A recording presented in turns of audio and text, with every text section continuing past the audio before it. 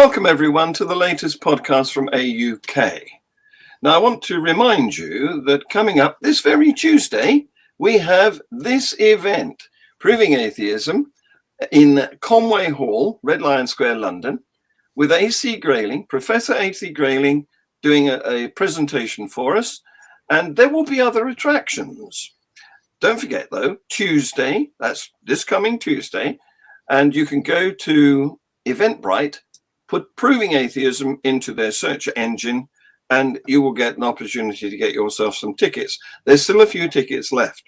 And in addition to that presentation by AC, we're offering a viewing of an original painting of Christopher Hitchens. Here it is.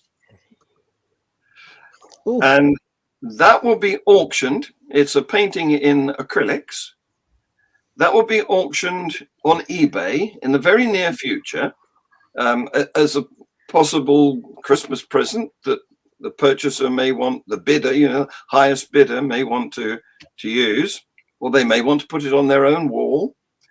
And in addition to that, on the night, we will have a photo opportunity. You'll be able to get photographed with AC and a book plate signing. So AC will sign a sticky-backed book plate that you would be able to put inside a book. And so you can buy a book, stick the book plate in it and send it as a Christmas gift to somebody, or maybe buy a book token so they can choose their own book and stick the book plate that you send them into that as well. So these are some of the things that will be happening on Tuesday at the Conway Hall.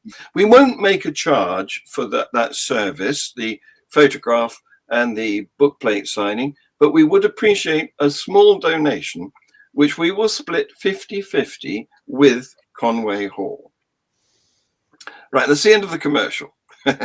Now, the subject for today's podcast recording, and thank you very much for joining me on this, Guy, Esther, and Don. I'll throw the topic open to you when we get to the forum stage. Let me just do an intro. So, AUK has been approached by a mother who had to battle to get her children permission to transfer from a Catholic primary. She just sent them to the nearest school, and it turned out that it was Catholic. She didn't think it would matter. But when it came to transfer to the secondary school, it turns out that the policy of the Catholic diocese, well, the Catholic religion in this country, the UK, believe it or not, is not to encourage transfer to a secular, I think it's called community ethos school, which is not a faith school. And that mother has had a battle for years and spent considerable amount of money on lawyers trying to get what we would consider to be her rights to choose and her children's right to go to a school of their choice. And she will be joining us in a future podcast, but there's more at stake in the UK's education system than problems with transfer from primary to secondary. There's the whole issue of faith schools, which were introduced under the guise of Academies by Tony Blair, who only revealed his religiosity to us after he stopped needing our votes. I don't know if you remember that, but when he resigned from Prime Minister, he suddenly transferred from Anglican to Roman Catholic, and that had been kept more or less hidden by Alistair Campbell, who famously said, "We don't do religion." Anyway, let's take a look at what's happened in Eire, Southern Ireland, as a comparison. Today, over 90% of Irish primary schools are under Catholic control. And amazingly, they're state funded. The Catholic faith is part of their curriculum. And approximately 50% of Irish secondary schools also operate under a Catholic ethos and get paid for out of taxes. What do you think of that, guys? Isn't it the same here? You know, the faith schools are fully funded and paid for by the state. in that sense. Yes. Can I mean, I? if you go to a Catholic school, that Catholic school is funded out of the taxes. Partly, yes. The academy situation, usually the sponsor of the academy, and it could be a religious organization, or it could be a commercial organization, and there are a few academies that are sponsored by a business like Rolls-Royce, for example. But in the case of the sponsor, they have to put in about £1 million of money to get their name attached to the school. And so a lot of it is state funded, but there has to be a down payment, as it were, from the organization that has the major control of the academy. Esther, you wanted Yes. So I understand that the UK is predominantly C of E, Church of England. But of course, now the UK has become more of a, there's lots of different people in the UK from different backgrounds, different faiths. So my question is, does the state fund all faith schools? If you're going to fund one faith, you do realize that you open yourself up to you've got to then take in the fact that not everyone is a Church of England follower. So absolutely. Yes. Well, I'm going to take issue with the first thing you said, which is that the UK is not predominantly Anglican. In fact, recent polls show that it's predominantly non-believers, nuns. Yes, but the other thing is, thanks for the correction, and that brings joy to my heart. Yes, thank you. The other thing is that there are two types of schools. There are public schools, which oddly in this country means private schools, and they don't get any state funds. Right. Okay, the parents of the pupils pay entirely for their upkeep and running. Then there's state schools, which do get money from our taxes.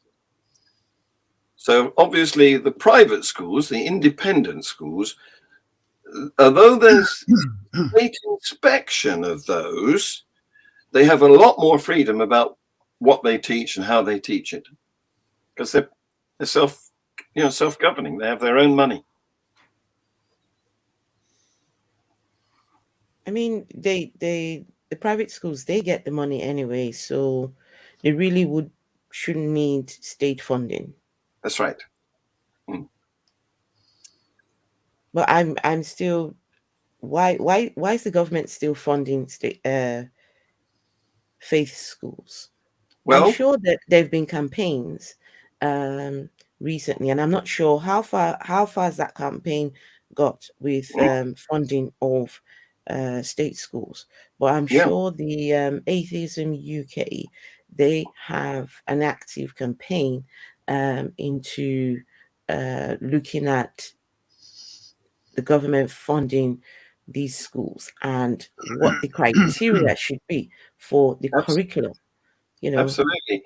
Well, the situation in the UK has been that a lot of schools were C of E, but the way they expressed that has been dwindling. So you could go to a C of E school and not really know that it was very religious, although the law says that they should have a morning assembly of a largely Christian nature every day of all the school. And this doesn't happen. People have been disregarding that law, ignoring that law, gradually in increasing numbers. So the schools have become more or less secular by the back door. But then this new category of school was introduced, the academies. And so the religious people are getting hold of the schools again. And the Archbishop of Canterbury, together with his colleague, the Archbishop of York, have actually thrown a lot of money at trying to, I think it's about 25 million, at trying to get their claws on our children again. Yeah, it's really worrying. And I mean, I'm a member of a Sacre in Rochdale, and I've been on a Sacre seminar recently run by Humanist UK, and we're facing attempts by the Anglican Church to introduce their model curriculum into all schools via the Sacre system, and their model curriculum doesn't really mention or give any prominence to non-religious worldviews, which should be included in. I mean, religious education is the wrong word. We shouldn't be calling it that any longer. I think that's the next thing. We need to call it worldview and beliefs, sort of something like that, education, so that to equip children to understand the broad range of beliefs that there are in society and help them to choose, to navigate their way through them.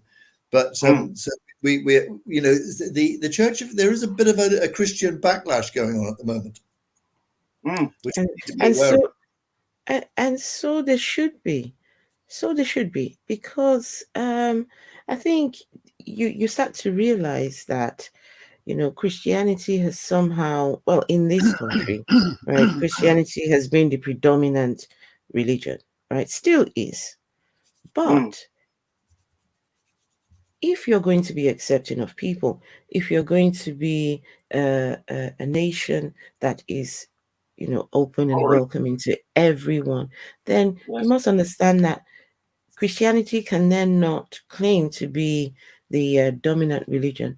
You have to recognize that there are other religions, other sects, and then most importantly, there are people who do not subscribe to a religion, because then we people like us get sidelined.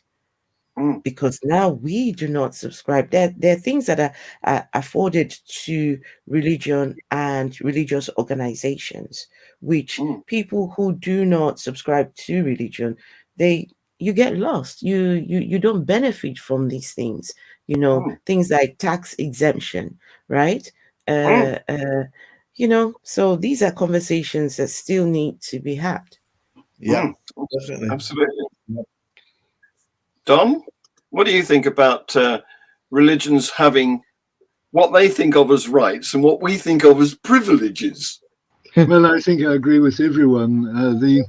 The Church of England schools are what one predominantly sees in England. It's you said in the UK. In fact, I went to a public school, and that was in Scotland, where public school means exactly what it says. Yes. And there are no Church of England schools, of course, and there are no Church of Scotland schools. There are some Roman Catholic schools, but the situation's a little different. Yes, I think for a long time Scotland had it more right than we here have in England. Yes, there tends to be healthy skepticism there. Yes, that's right. Yes, the Enlightenment. The Edinburgh Enlightenment.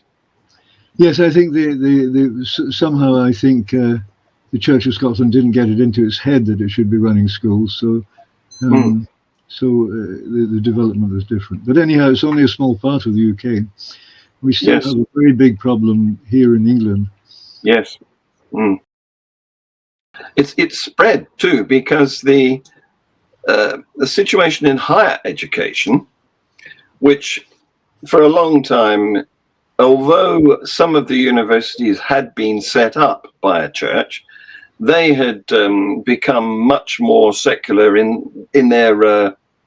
They'd become as they changed from being theological colleges into colleges of all sorts of different disciplines.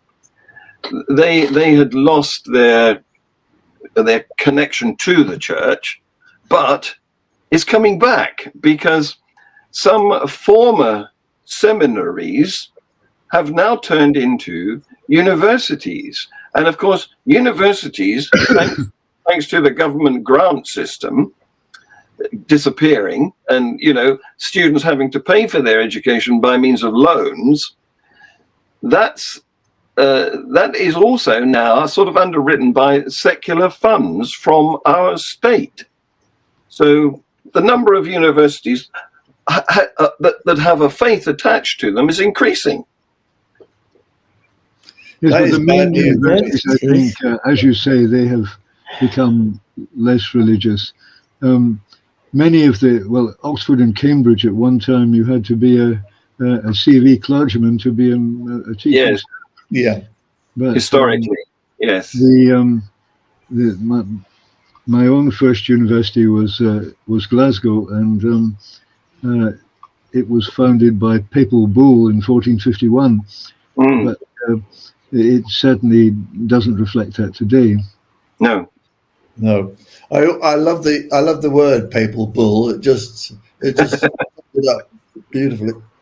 It sounds as though it's half a word, doesn't it? There's another bit to come after bull. A 4-letter bit. Yes, that's right. Well, guys, I'm here. I'm really struggling, learning now that they're trying to take over universities. What exactly is the idea behind faith and teaching young people, the younger generation? Don't they do enough of that in the 4 walls of what they call church, or whatever they call these places? Don't they do enough educating of these youngsters? Why do we now need to take it out of the 4 walls of your churches and into schools? What is it? I've heard about this agenda, right? I've heard people say, oh, there's an agenda to indoctrinate our kids. There's an agenda to turn our kids LGBTQ. So we've got to get in there. I'm like, if there is an agenda, I don't know if you guys know about this agenda, because I got no clue about what this agenda is all about. Is it this agenda? Are they trying to protect their kids from this agenda, or what? What's the idea? They're trying to protect themselves. They're losing control. Their church-only system with what do you call it? Sunday school for the kids isn't working anymore. But why do they want to get back into the kids? It's because kids are vulnerable. They are, fodder to their stories. And that's what they're trying to do, to re-establish themselves. You must absolutely expect them to reach out in this way. And indeed, every group does that. And so that's fine. But I think they're not doing so well. And especially in universities, I think people will be better at critical thinking there than elsewhere. Yeah. So I don't see much danger in that. Well, no, they're fighting a rearguard reaction here, a rearguard action, a retreating action. Well, I think this is the certainly the Anglican fight back, but I think it's also coming from certain other sort of fundamentalist groups. And it is a fight back. It's a backlash. They realise that their survival is now threatened because so few people are going to church. They're closing churches. They have been closing churches for decades, and it's only going to carry on. And they're now talking about setting up house churches. So they're moving underground. We're going to have underground Christian cells of fanatics who are going to stand up and make trouble. And I think this is a problem that we need to think about and work out if there's anything we can do. I mean, fortunately, the zeitgeist is with us to a certain extent, but also there is the rise generally of fakery and of conspiracy theories, and I think this is the territory into which Christianity is sadly moving. Well, I think there's a phenomenon here. I know that when I meet some of my Christian friends, there's absolutely no way that one could ever persuade them to change their view. And what people do in the course of their lives is to gradually build up a picture of what the world is about. And they get to a point that they have confirmation bias and they reinforce that. And Yeah. when contrary information comes in, well, because they have built this great picture, they discard the contrary information. That's natural and to some extent quite logical. But what it means is that to promote one's point of view, it's the young that one needs to get at. Yes. And we're not doing that as well as we could at the moment. Yes, there's definitely a case for AUK to do some campaigning here. So join us, viewers. Please come and help us do this. Yeah, that's right. We do need campaigning. It's being presented as clearly and forcefully as the religious people are presenting their case. That's not happening, is it? Yes, and yes. partly because the humanists and others are pulling their punches. Yes, yes, indeed. So, but John, going back now to the lady in question, I'm curious because I know you first talked about this months ago. Are you saying that nothing has improved, nothing has changed? She's still having to go through all these struggles with her?